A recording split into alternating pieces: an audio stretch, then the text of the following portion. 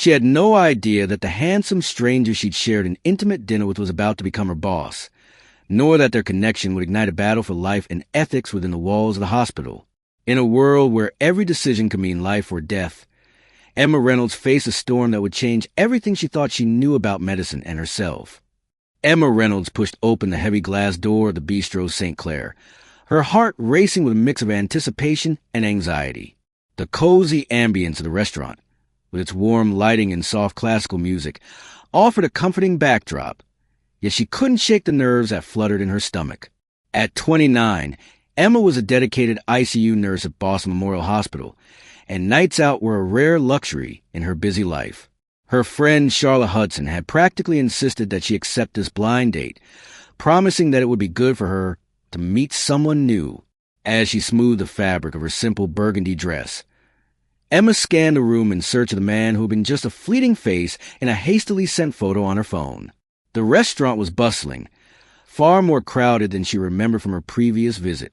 She had once come here for a colleague's birthday party, but that night felt a world apart from this moment.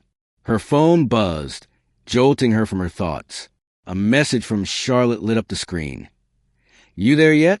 Don't chicken out." He's wearing a navy jacket, I think. Taking a deep breath, Emma began to search the tables. Her gaze landed on a man seated alone by the window, dressed in a navy suit jacket, casually sipping what appeared to be sparkling water. He seemed to be waiting, and she hoped it was Oliver, the nurse from another hospital with whom she had exchanged a few texts. But as she approached the table, uncertainty crept in. "Hi," she greeted, trying to project confidence despite the fluttering in her chest. "You must be Oliver." The man hesitated for a brief moment, then replied with a slight smile. Yes, I suppose I am." He introduced himself simply as James, and although Emma found it odd, her nerves prevented her from questioning it further. As they began to chat, Emma was surprised by how easy it felt to open up to him. She shared stories from her work in the ICU, the emotional toll of caring for patients, and the challenges of balancing compassion with hospital protocols. James listened intently, asking thoughtful questions that made her feel genuinely understood. "You must see some pretty difficult cases," he remarked thoughtfully, swirling his water glass. Emma nodded, appreciating his empathy. It was rare for someone to engage so deeply with her experiences, rather than shying away from the weighty topics she often brought up on first dates. Their conversation flowed effortlessly, and Emma felt her heart lighten as she relaxed into the evening. She found herself captivated by James, though a small part of her couldn't shake the nagging feeling that his name should mean something more. But with the atmosphere buzzing around them, she pushed the thought aside, focusing instead on the warmth of their connection. When the check arrived, James insisted on paying, waving off her offer to split. They stepped outside into the crisp Boston evening air, greeted by a gentle drizzle that painted the sidewalk with reflections of city lights. Standing under the restaurant's awning, they exchanged smiles, both acutely aware of connection that had formed between them in just a few hours. "I had a really nice time," Emma admitted, hugging her purse closer. "So did I," James replied, his warmth evident. "Perhaps we can continue this conversation soon?" Emma nodded, a hint of excitement blooming within her. She offered a small wave as she walked to her car, her mind swirling with questions and a burgeoning sense of hope, entirely unaware of how drastically her life was about to change the very next morning at the hospital. The next morning, Emma stepped into the fluorescent-lit corridors of Boston Memorial Hospital, her mind still replaying the highlights of her dinner with James. The warm ambience of the bistro felt like a distant memory, replaced by the brisk, efficient atmosphere of the ICU. Staff members rushed past her, charts in hand, monitors beeped incessantly, and the sharp scent of antiseptic filled the air, grounding her in the reality of her demanding job.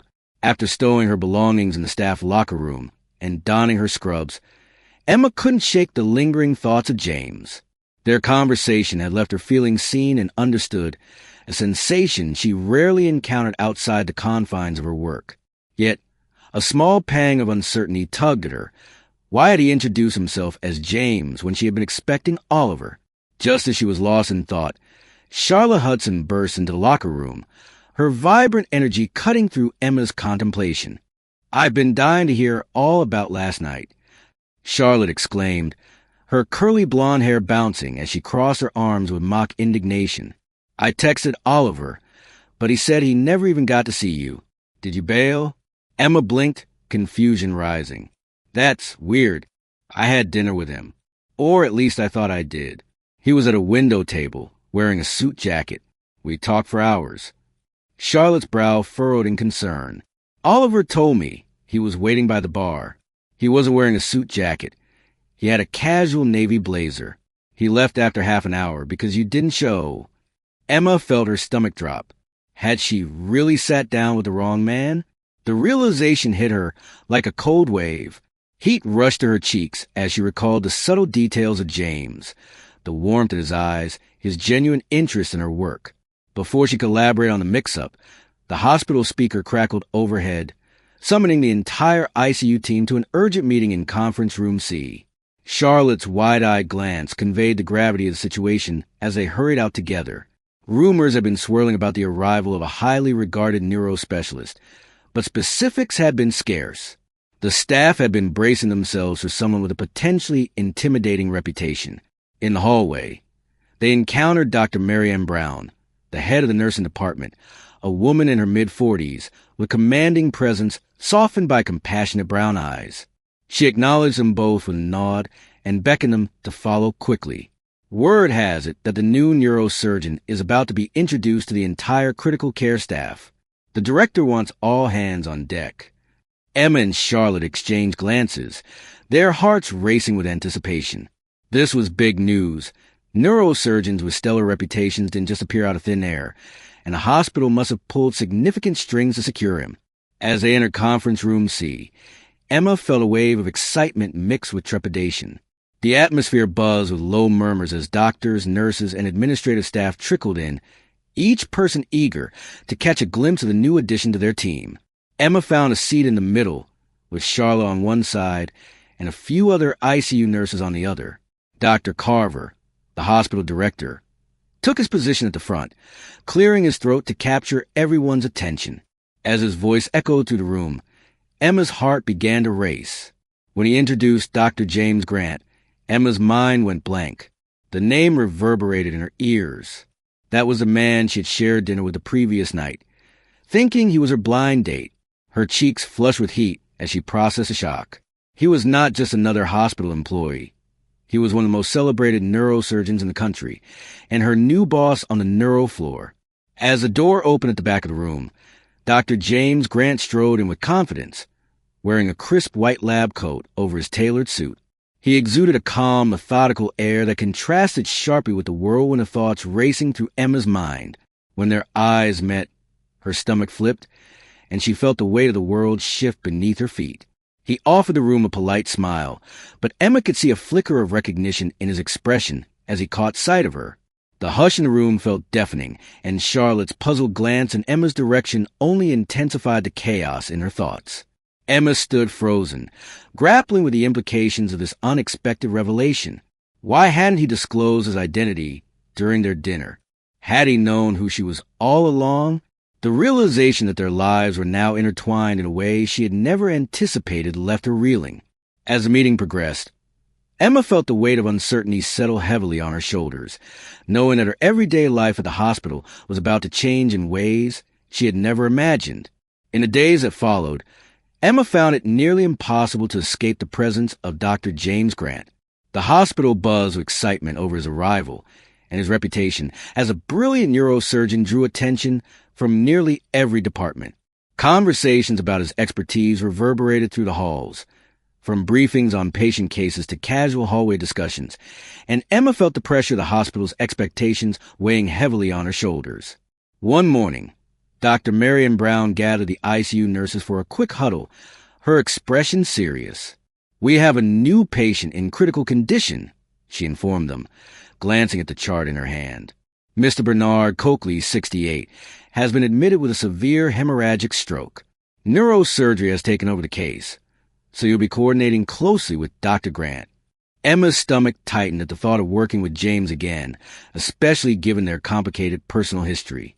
She steeled herself, determined to remain professional despite the swirling emotions that accompanied his presence. After the huddle, she entered Mr. Coakley's room, carefully checking the monitors that beeped in rhythmic patterns. The elderly man lay motionless, his breathing assisted by a ventilator, and Emma murmured a soft greeting, hoping he could sense her presence even in his unresponsive state. Moments later, James entered the room, his expression serious as he focused intently on Mr. Coakley's condition. He stepped closer, nodding at Emma as he pulled up the patient's scans on the screen. "There's increased swelling," he stated quietly, tapping a spot on the image. "We might need consider procedure to relieve the pressure, or we risk severe brain damage." Emma felt a pang of concern for Mr. Coakley and his family, who had been anxiously waiting for updates outside. "I'll do whatever is necessary to keep him stable," she replied, her tone steady and professional. James nodded, his gaze lingering on Emma for a moment as if he wanted to say something more, but he quickly returned to the task at hand, reviewing the scans with a focus that left little room for personal distractions. As they worked together, Emma couldn't help but admire James's efficiency and dedication. He exuded a calm authority that made it easy for the team to respond quickly to the patient's needs. Their interactions, however, remained strictly professional, the informal warmth they had shared during their dinner now overshadowed by the complexities of their roles in the hospital. Later that day, Dr. Whitaker asked Emma to sit in on a preliminary meeting about expanding the hospital's transplant program. Emma, who had dealt with numerous post-transplant patients in the ICU, agreed, eager to contribute her insights. The meeting took place in a small conference room, where she found herself sitting among department heads and specialists, including James. Dr. Phillips, a senior figure who often exerted influence over the hospital board, was also present, and the atmosphere grew tense as he began discussing the need for rapid results in transplant cases. "If we manage a few high-profile transplants successfully, we can attract funding from donors and private entities," he stated, his tone insistent. "We must seize this opportunity." Emma bristled at his words, knowing all too well the implications of prioritizing prestige over genuine patient care. She exchanged glances with James, who remained silent, his expression unreadable. She could sense the tension brewing between him and Dr. Phillips, a clash of values that threatened to undermine the hospital's ethical standards. Eventually, James spoke up, his voice measured but firm. "Expansion is beneficial, but patient selection must be thorough. We can't rush high-risk transplants just to generate headlines. If we're not meticulous, we could compromise patient outcomes." Emma felt a surge of respect for him. He was standing his ground against Phillips's push for quick fixes. As the discussion continued, Emma found herself drawn into the conversation, her own thoughts about patient welfare bubbling to the surface. She began to speak, advocating for a careful and compassionate approach to patient care, echoing James's concerns and emphasizing the real lives that hung in the balance. The meeting concluded with Dr. Phillips dismissively waving off their concerns, but Emma sensed the seeds of opposition had been planted. She and James exchanged a glance, the unspoken understanding between them growing stronger as they prepared to face the challenges ahead. It was clear that navigating the hospital's political landscape would require not just courage, but a united front. Emma felt invigorated by the prospect of working alongside James, determined to ensure that their patients received the care they truly deserved, regardless of the pressures from above. The hospital corridors seemed to be charged with electric tension as Emma arrived for her shift. The board meeting to decide the fate of Dr. Phillips's fast-track transplant program was just hours away, and she could feel the weight of responsibility pressing down on her shoulders. She had spent countless nights preparing her arguments, gathering data, and steeling herself for what promised to be a confrontational debate. She stopped first at Mrs. Ramirez's room, her heart heavy with concern. The middle-aged woman lay pale against the stark white sheets, her breathing labored despite the oxygen assistance.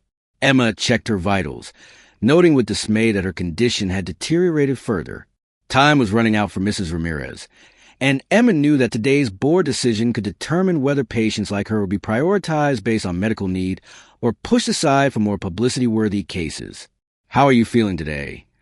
Emma asked softly, adjusting the woman's blankets. Mrs. Ramirez's eyes fluttered open, exhaustion evident in every line of her face. "Tired," she whispered, "but still fighting.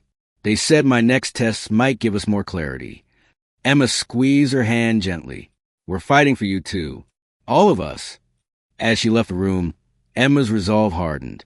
This wasn't just about hospital politics or professional rivalries. It was about real people whose lives hung in the balance.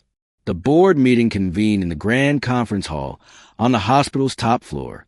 Floor-to-ceiling windows offered a sweeping view of Boston's skyline, but Emma barely registered the panorama. She was focused entirely on the task at hand, clutching her meticulously organized notes as she took her place alongside James, Dr. Whitaker, Dr. Green, and Dr. Brown. Dr. Phillips sat near the front, his expression confident as he prepared his presentation. When he stood to speak, his voice carried throughout the room with practiced ease. He painted a compelling picture of financial benefits, media coverage, and how a few high-profile transplant successes could elevate the hospital's standing in the medical community. Emma watched the board members' reactions carefully, noting how some nodded in agreement, while others maintained more guarded expressions. Dr. Phillips concluded with a flourish, his smile triumphant as he returned to his seat. Then it was their turn. James rose first, his demeanor calm but his eyes intense as he methodically dismantled Dr. Phillips's arguments. He presented data on success rates, risk assessments, and the negative outcomes that had resulted from rush procedures at other institutions. His voice never wavered, carrying the authority of someone who had witnessed firsthand the consequences of prioritizing publicity over patient welfare. Dr. Whitaker followed, emphasizing the cardiology perspective with real-world examples. Dr. Green added insights about anesthesia complications that could arise from inadequate screening. Each of them built upon the foundation laid by the others, creating a compelling case for a more ethical approach. Finally, it was Emma's turn. Her heart pounded as she stepped forward, but her voice remained steady as she began to speak. She didn't rely on abstract concepts or theoretical scenarios. Instead, she told the story of Mrs. Ramirez without using her name, painting a vivid picture of a patient fading away while waiting for a new heart. "Patients are more than numbers," Emma said, her voice carrying the urgency of someone who had witnessed the tragedies firsthand. "The faster we push surgery for publicity's sake, the higher the chance we're overlooking those who've been waiting and could genuinely benefit. This isn't just a philosophical question. It's a matter of who lives and who might die." A profound silence fell over the room when she finished. Emma maintained steady eye contact with Dr. Carver, refusing to be intimidated by Dr. Phillips's skeptical expression. The debate continued for over an hour, with both sides presenting additional evidence and countering each other's points. By the end, the board remained divided, and Dr. Carver announced they would review all materials overnight and hold a vote the following morning. Emma left the conference hall feeling drained but determined. James caught up with her in the corridor, loosening his tie with a weary gesture. "We gave it everything," he said quietly, "but I can't tell which way they'll vote." She nodded, the uncertainty of the outcome weighing heavily on her mind. "Phillips's pitch is alluring. I could see how some of them might be swayed by promises of financial stability." "We can't give up," James replied, his voice firm despite his evident fatigue. "We owe it to people like Mrs. Ramirez." That evening, Emma and James reconvened in the nearly vacant hospital cafeteria, sharing a quick meal as they strategized their next steps. The overhead lights cast a dull glow, and their trays of half-eaten sandwiches sat mostly untouched, their appetites diminished by the stress of the day. "We need something stronger to tip the scale," Emma said, tapping her fingers against the table. "Phillips's promises of sponsorships and media coverage are playing on the board's fears about the hospital's finances." James took a thoughtful sip of water.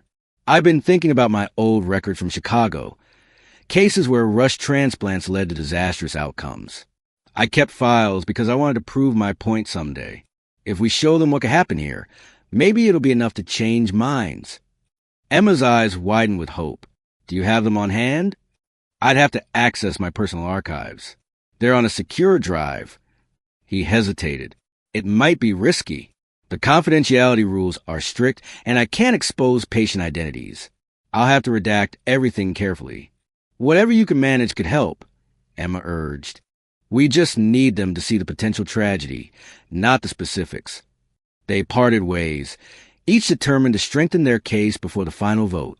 Emma made one last visit to Mrs. Ramirez's room, where she found the woman awake, her breathing labored but her spirit unbroken.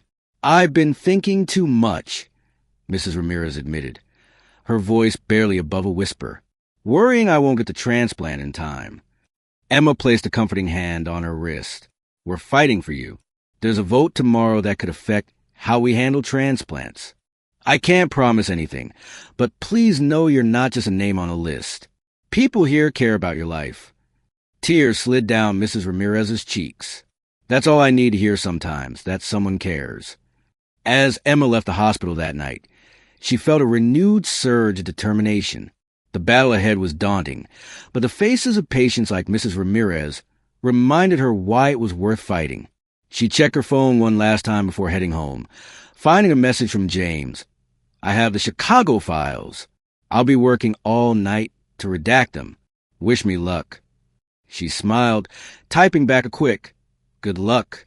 Let me know if you need help." Then, stepping into the crisp evening air, she felt a glimmer of hope pierce through the uncertainty. They weren't fighting alone, and perhaps, just perhaps, that would make all the difference. The following morning, the sun rose over Boston, casting a golden light that spilled to the windows of the hospital. Emma arrived early, her heart racing with anticipation for the board meeting that would determine the future of the transplant program. She felt a sense of urgency as she navigated through the familiar corridors of Boston Memorial Hospital, her mind replaying the events of the previous days. The data collection, the strategic meetings, and most importantly, the steadfast commitment to advocate for patients like Mrs. Ramirez and Mr. Coakley. As she entered the ICU, she was greeted by the soft beeping of monitors and the hushed conversations of nurses tending to their patients. Emma's first stop was Mrs. Ramirez's room. The woman lay propped up in bed, her color noticeably improved, the signs of recovery evident in her brightened eyes. Emma felt a rush of relief as she approached. "Good morning, Ms. Ramirez," Emma said cheerfully, her heart lifting at the sight of the woman's renewed vitality. "How are you feeling today?" "I feel like I could take on the world," Mrs. Ramirez replied with a weak but triumphant smile. "I'm ready for whatever comes next." Emma chuckled. "That's the spirit. The doctors mentioned that if everything continues to go well, you might be moved out of the ICU soon." "I can't wait," Mrs. Ramirez said, her voice brimming with hope. "I want to see my family again, to enjoy life outside these walls." As Emma completed her routine checks, the weight of the upcoming meeting lingered in her mind. She knew that today's vote could have significant implications not just for Mrs. Ramirez, but for many patients who depended on the hospital's commitment to ethical care. After finishing her rounds, Emma joined James, Dr. Whitaker, Dr. Green, and Dr. Brown in the conference room. The atmosphere was tense yet focused as they prepared for the anticipated showdown with Dr. Phillips. Emma could feel the collective determination in the room, each of them ready to defend their stance on patient-centered care. Dr. Phillips was already present, his demeanor confident as he prepared to present his case. Emma exchanged a glance with James, who offered a reassuring nod. They were in this together, and that knowledge bolstered her confidence. When Dr. Carver called the meeting to order, Emma felt her heart race. She focused on the task at hand, reminding herself of the lives that depended on their efforts. Dr. Phillips stood first, delivering a persuasive argument for reinstating the fast-track transplant program. He spoke eloquently about the financial benefits and the potential for increased donations, painting a picture that appealed to the board members' desire for visibility and success. As he concluded, Emma felt a surge of urgency. This was her moment. She stood up, her voice steady as she began to counter his arguments. "While I understand the importance of financial stability for the hospital, we must not lose sight of our primary purpose: to save lives. The patients we serve are not statistics. They are individuals with families and stories. If we prioritize speed over thorough evaluation, we risk compromising their care," she stated, her gaze unwavering. The room fell silent, the weight of her words hanging in the air. She could see the board members shifting, their expressions shifting from passive interest to concern. Encouraged, Emma continued to share Mrs. Ramirez's story, detailing her journey from critical condition to hopeful recovery, illustrating the importance of careful patient selection.